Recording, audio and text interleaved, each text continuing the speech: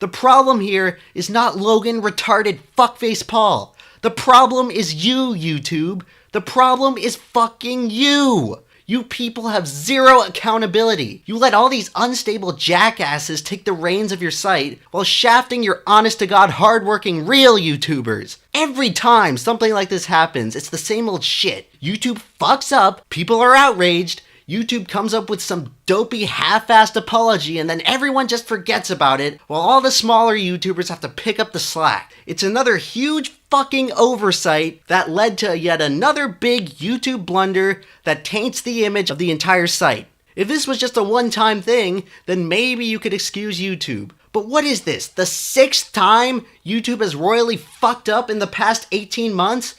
I've lost fucking count! It has become painfully clear that the true cancerous tumor that's killing YouTube from the inside is their managerial and business administration. At this point, it just seems like YouTube is run by a bunch of 40-year-olds with business and marketing degrees who have no idea how the internet actually works. You have all these glad-handing yes men who have never touched a video camera in their entire lives in charge of running the biggest video producing platform in the world. The fates of literally millions of would-be artists are under the control of about a dozen corporate suits in a boardroom somewhere in California.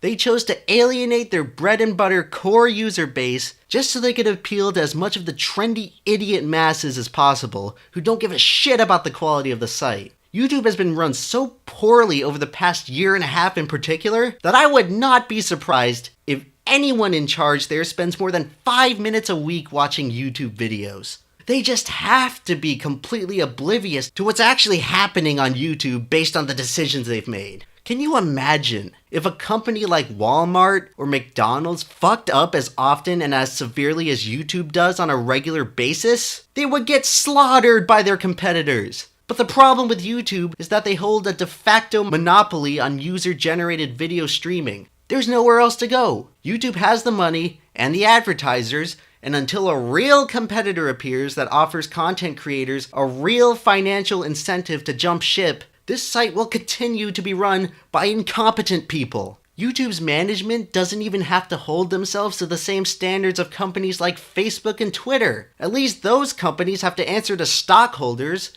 Who does YouTube have to answer to? No one. They can run the site straight into the ground and they'll just be caught by the big old Google safety net. No one gets fired and everything just continues to get worse and worse, but not bad enough for anyone to actually get fired. YouTube has no accountability whatsoever. They barely communicate anything to the community, and when they do, it's usually just cryptic bullshit like this where they try and cover their asses by duct taping the gaping problems in their site, and they end up creating more questions than answers while solving nothing. And you want to know what the worst part is? Everyone buys it. Way to go, YouTube! You did something that should have been done 10 days ago. Here's a pat on the back and a gold sticker. We forgive you. When are you people gonna get your heads out of your asses and realize the real problem here? You chant ding dong the witch is dead every time the next jackass YouTuber finally gets his comeuppance, and then you move on to the next witch hunt. And then, 6 months later, you do it all over again, and again, and again. It's just an endless cycle because you people are not treating the real problem. You're treating a symptom of the problem. Logan Paul was never the problem. YouTube is the problem here. So stop focusing on trying to tear down the YouTubers and start focusing on the site that enables and propagates this toxic behavior. Stop giving YouTube a free pass just for doing the bare minimum of what's already common sense to most people.